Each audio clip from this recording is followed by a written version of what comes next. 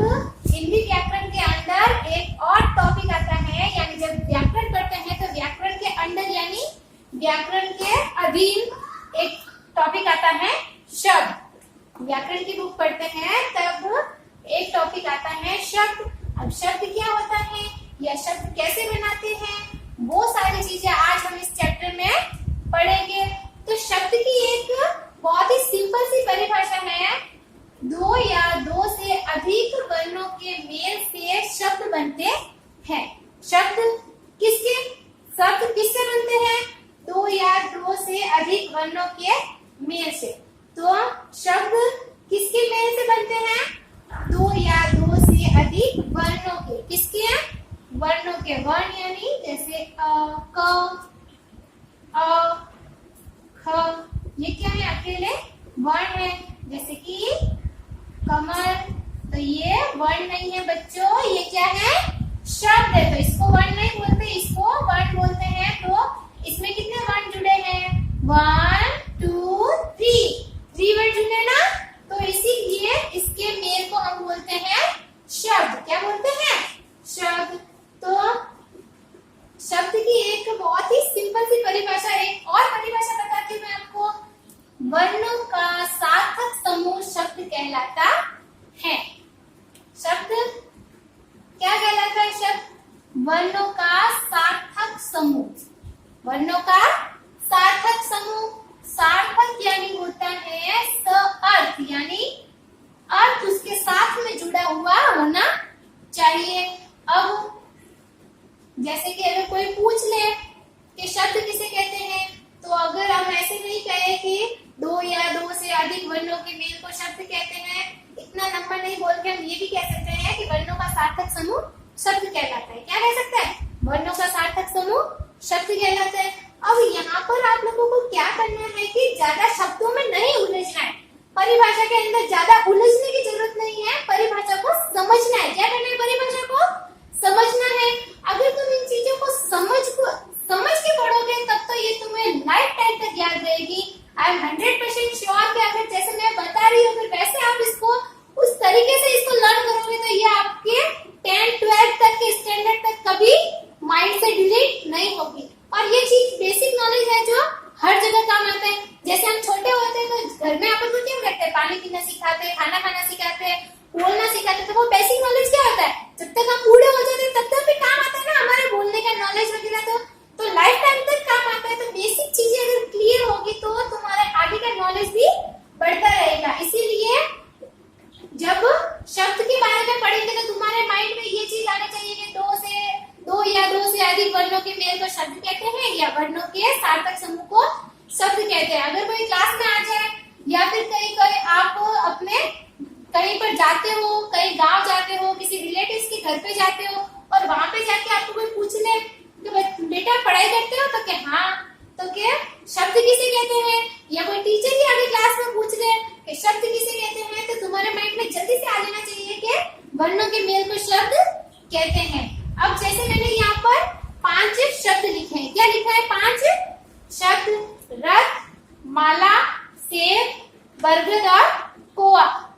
तो ये मैंने लिखे। अब आपको पता है कि रथ यानी हाँ जिसके आगे घोड़े होते हैं और वो चलता है घोड़ों के सहारे में, उसको रथ बोलते हैं। माला, हाँ फूलों की माला होती है। सेब खाने की होती है। बरगद, तो बरगद एक बहुत बड़ा पेड़ होता है। कोआ जो आकाश में उड़ता है। तो जैसे मैंने ये लिखे, आप लोगों को इसका मतलब समझ में आ गया? मतलब समझ में आ गया ना? तो जो आपको ये मतलब समझ में आया है उसी को बोलते हैं सार्थ। क्या बोलते हैं? सार्थक। उसी को बोलते हैं सार्थक, यानी अर्थ, उसके साथ अर्थ जुड़ा हुआ होता है। तो जैसे ही मैंने इसको बोला रथ, आपके माइंड में एक पिक्चर क्रिएट हुई कि हाँ रथ, हमें पता है कि रथ क्या होता है। तो ये सार्थक शब्द है। क्या है? सार्थक शब्द। जैसे कि अब ये बना है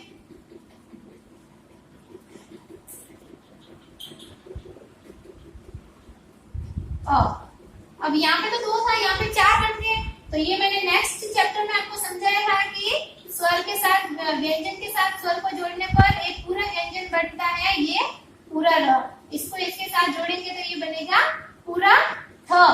तो इनको जोड़ा तो क्या बना? रथ। तो जैसे ये रथ हमारे सामने आया, हमें पता चल गया हम रथ की बात कर रहे हैं। अब इसका एक अगेंस्ट मैं आपको एक और उदाहरण अगेंस्ट उदाहरण देती हूँ, यानी इसके विरोध उदाहरण देती हूँ। जैसे मैंने लिख दिया, वहां पे तो लिखा मैंने र पहले, अब यहाँ पे अगर मैं थ प्लस र कर दूं तो ये क्या बन जाएगा, थर।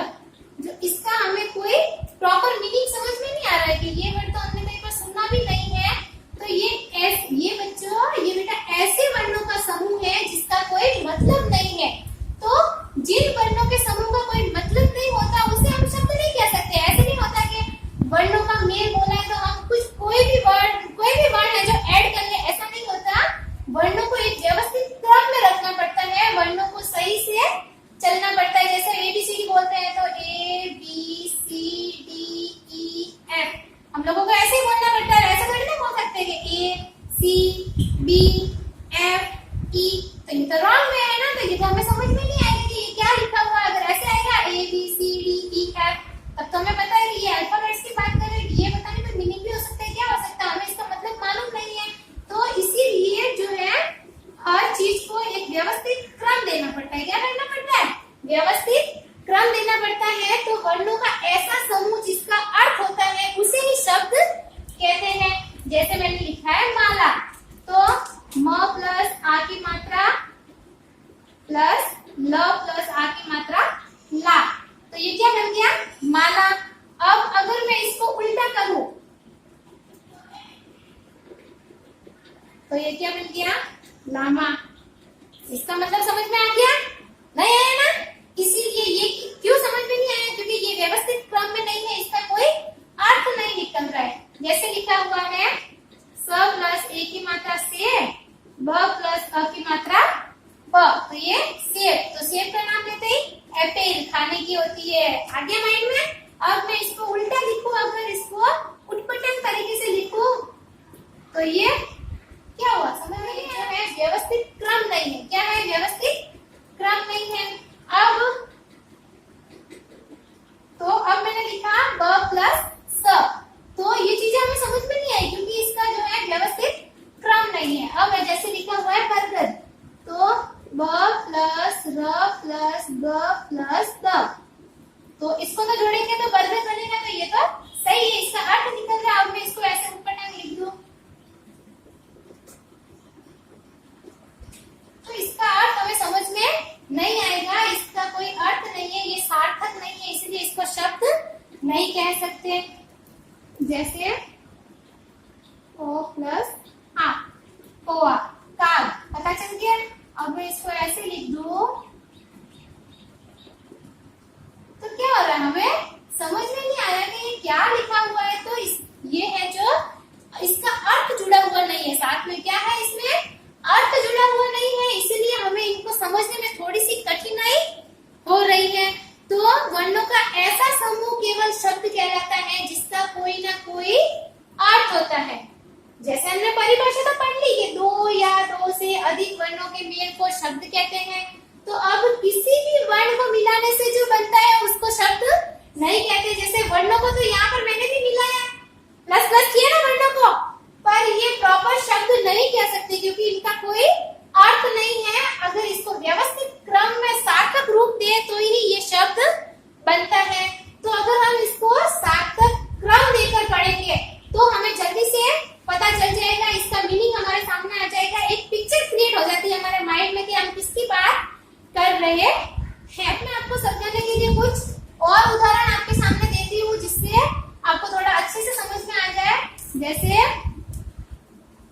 घोड़ा, तो मैंने क्या किया, यहाँ पर दो वर्णों को जोड़ा तो क्या बन गया, घोड़ा।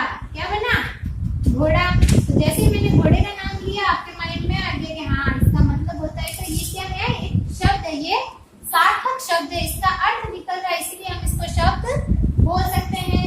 जैसे हिरण, तो ही प्लस र प्लस न, तो क्या बन गया, हिरण। तो हिरण का मतलब हमें पता है, इसलिए ये क्या है, शब्द एक सार्थक शब्द है जिसका कोई ना कोई अर्थ निकल रहा है। जैसे जूता, जूता, स्लीपर्स बोलते हैं जिनको, शूज या स्लीपर्स, तो जूते का नाम लेते ही आपके माइंड में आ गया कि हाँ जो पैरों में पहना जाता है उसे जूता कहते हैं। तो इसका मीनिंग हमें समझ में आ गया, इसीलिए इसको क्या बोल सकते हैं, इसको हम शब्द बोल सकते हैं। अब जैसे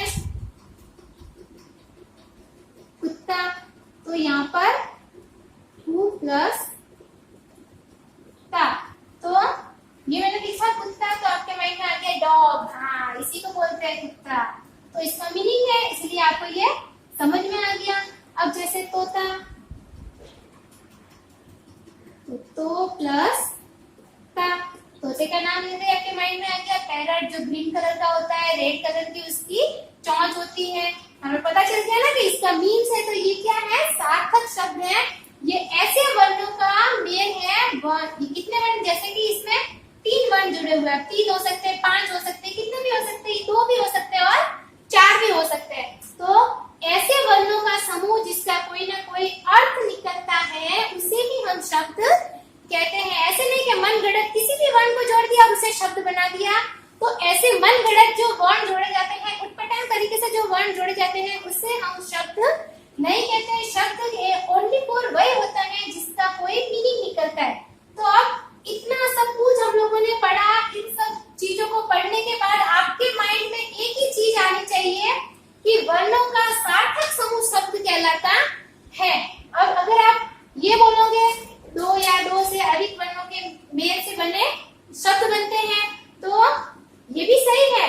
पर अगर आप ये बोलोगे कि वर्णों का सार्थक समूह शब्द कहलाता है, तो आगे वाले के ऊपर अच्छा इंप्रेशन पड़ेगा। क्या होगा, अच्छा इंप्रेशन पड़ेगा कि अरे वाह बच्चे को सब कुछ आता है, बच्चा बहुत होशियार है। तो वर्णों का सार्थक समूह शब्द कहलाता है।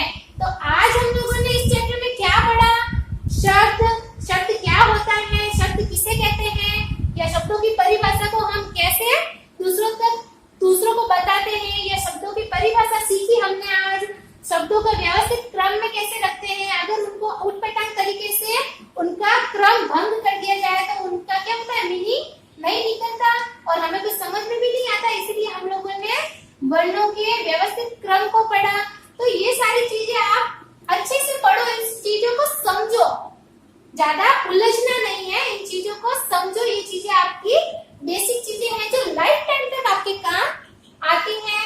इसी के साथ आज हमारा ये शब्द वाला चैप्टर खत्म हुआ। और अगर आपको ये चैप्टर एंड ये वीडियो अगर पसंद आया है तो please like, share, comment and subscribe our channel. Thank you. Thank you for watching the video. If you like the video, please subscribe our channel and press the bell icon for another updates. Thank you.